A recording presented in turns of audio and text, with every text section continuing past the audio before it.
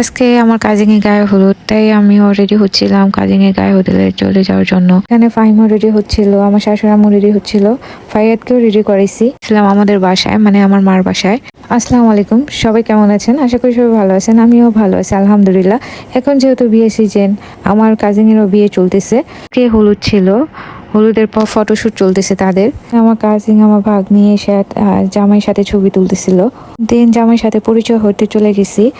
আগে পরিচয় হয়নি, ফার্স্ট টাইম পরিচয় হচ্ছে, কথা হয়নি, ফার্স্ট টাইম দেখা হয়েছে জামাইয়ের সাথে, তাই পরিচয় হয়েছে। দুষ্টাইম ফাইজলামি করতেছি। আজকে বিয়ে পড়ানো হয়েছে, আমার একটু লেট হয়ে গেছিল, তাই আমি অ্যাটেন্ড করতে পারি নাই।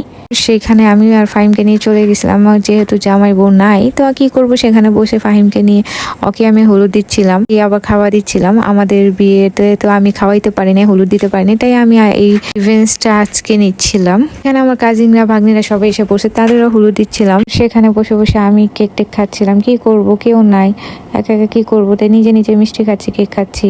এখানে ফাইয়াদ অসম্ভব জ্বালাচ্ছিল, তাই আমি তো রিল্যাক্সে বসে আছি তার পাপার কোলে টুলে দিয়ে। এখানে নাবিলার সাথে সবাই ছবি তুলে নিলাম। নাবিলা গায়ে হলুদ শুরু হয়েছে। এখানে আমার শাশুড়ি আম্মু তাকে হলুদ দিয়ে দিচ্ছিল। সবাই হলুদ দিছে, সবার ভিডিও আমি নিয়ে নেই। মেয়ে এসে কেক খাওয়া দিচ্ছে আমাকে, ফাহিমকে। যেহেতু আমি কেক অনেক পছন্দ করি, তাই সে এসে খাওয়া দিচ্ছিল। তো ডবল ডবল কেক খেয়ে নিছে। আমি জানে আমি কেক অনেক পছন্দ করি, তাই তারা এসে আমাকে কেকটা খাওয়া দিছে। যেহেতু আমাদের বাবু আছে, এই কারণে আমার একটু লেট হয়ে গেছিল, অনেক ভিডিও আমি নিতে পারি নাই। দেন এখন আমি আর ফাহিম চলে গেছি নাবিলার রিভেঞ্জ নিতে।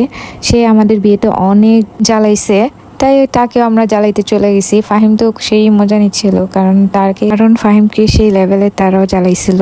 আজকে আমাদের ডে, আমাদের জ্বালানো ডে। আর এই সময়ের মধ্যে মিষ্টি খাওয়া বউদের যে কত জ্বালা, সেটা বউরাই বুঝে। তোগুলো মিষ্টি খেতে খেতে অনেক অস্থির লেগে যায়, খাওয়াও যায় না।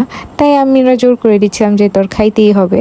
এর মধ্যে আমরা খাওয়া দাওয়া শেষ করে ফেলছি সবাই মিলে। এগুলো তো শেষের পর্যায়ে, মানে শেষই হয়ে গেছে। আমরা সবাই মিলে আর কি দাঁড়িয়ে একটু মজা টজা করতেছিলাম, বাসা যাওয়ার চিন্তা ভাবনা করতেছিলাম, ফটো শুট করতেছিলাম।